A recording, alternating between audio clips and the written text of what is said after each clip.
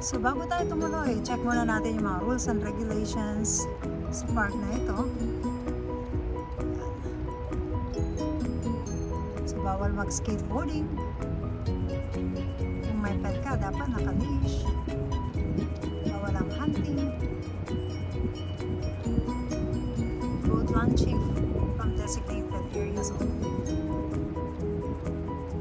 Do not collect wood to burn in the grills. So, bawal mo ng mga kahoy para mag-barbecue. Okay.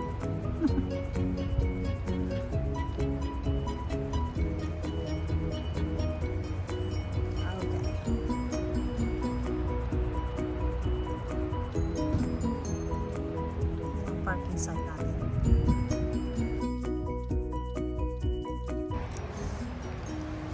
Yan. So, pagpasok natin sa mga trail, meron kang mababasang mga ganito. Please have preserve the natural and historic resources by staying on established trails. Marami ka din makikita ang mga direction para papadali kung saan ka pupunta. Lakad-lakad muna tayo. Check natin yung shoes natin. Oops. Okay, tama ang suot natin panlakad. Tara, ready gala na tayo.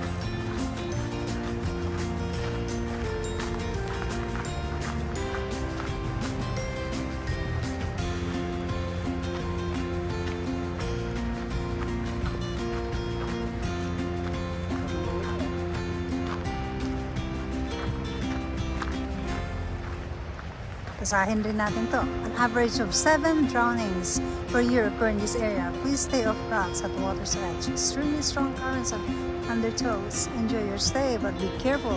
National Park Service, please stay off rails. Thank you.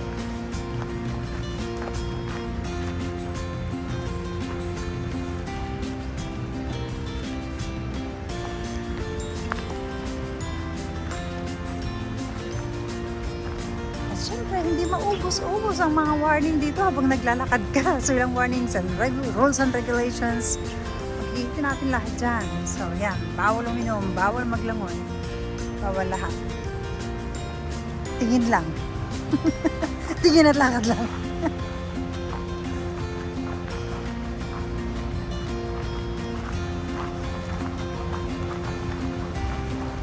So, makikita mo dyan. So, maraming side na pwedeng punta ng mga tao. So, dito tayo sa safe side na to. At syempre, may makikita ka rin mga fishes. Siguro sa mga yan.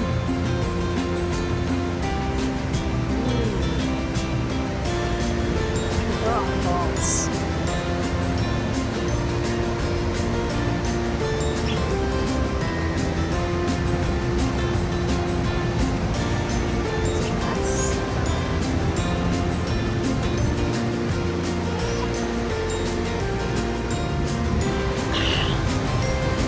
Hindi tayo mahulog dito.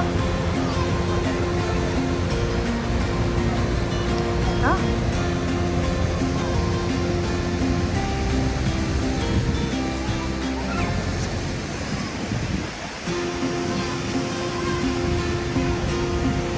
Napakalamig dito.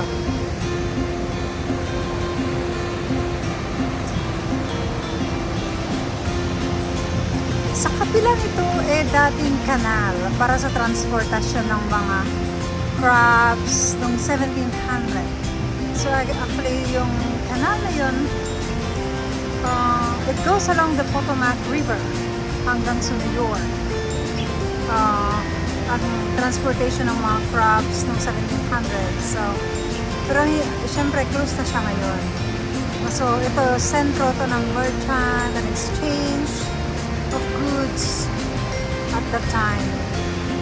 At the same time, noong 1700, only about 4,000 families ang nandito sa Great Falls, dito sa area na to.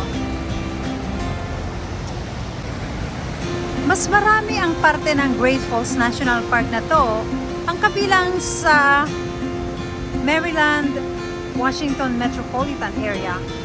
And then about 1/3 of this area is Washington metropolitan. So, sa kabila naman tayo. Dito naman tayo ngayon sa kabilang trail, sa kabilang deck.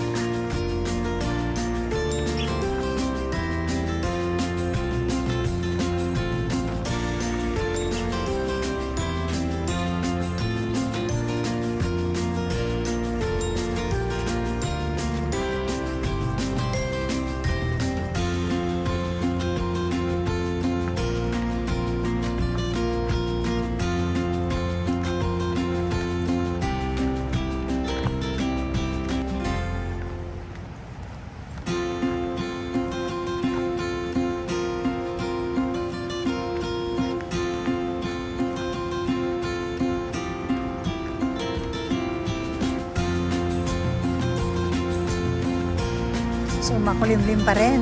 At may konting shower siya. Konti lang. Konti.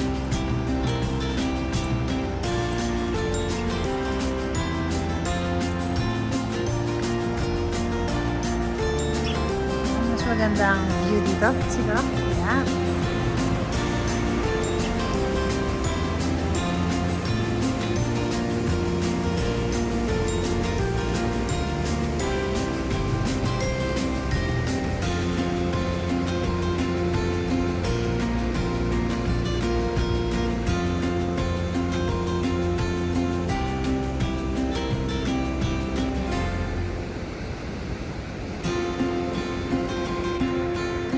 So habang nandito tayo sa deck na to, may mga stands pinapakita ang very rich cultural history ng ng Great Falls.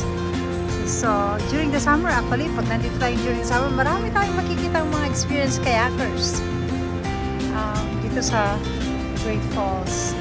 Very, very challenging din siguro to. Ang laki, nakakatakot.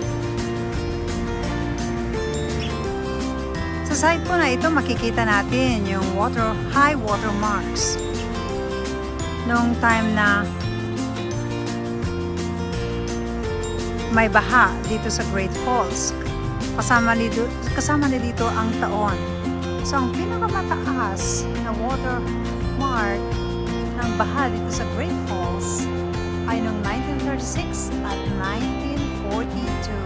So, bantakin natin kung gaano kataas o gaano kadelikado dahil sa laki ng Great Waterfalls, cascading waterfalls, sa lakas ng agos din, ay tumataas ang ganyan ang tubig. So, hindi ko ma-imagine. Okay, pinakamababa noong 1985. So, tingnan natin ang kabuuan.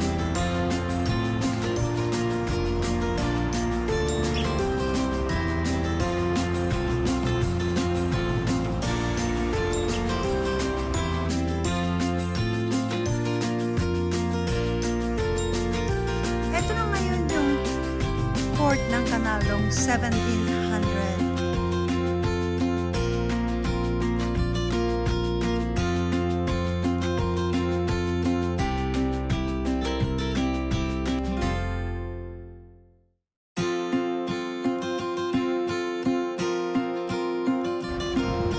Para may trail, baba tayo ng konti. Siyempre, kailangan maingat. Kaya nga, caution, no swimming, stay out of the water. Hindi tayo sa tubig. Lapitan lang natin. Ingat tayo. Baka mahulog tayo dito.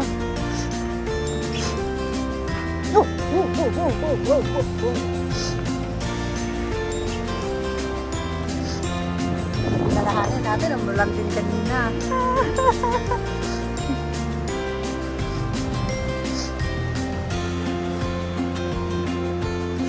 Lang buhay natin, kaya ingat.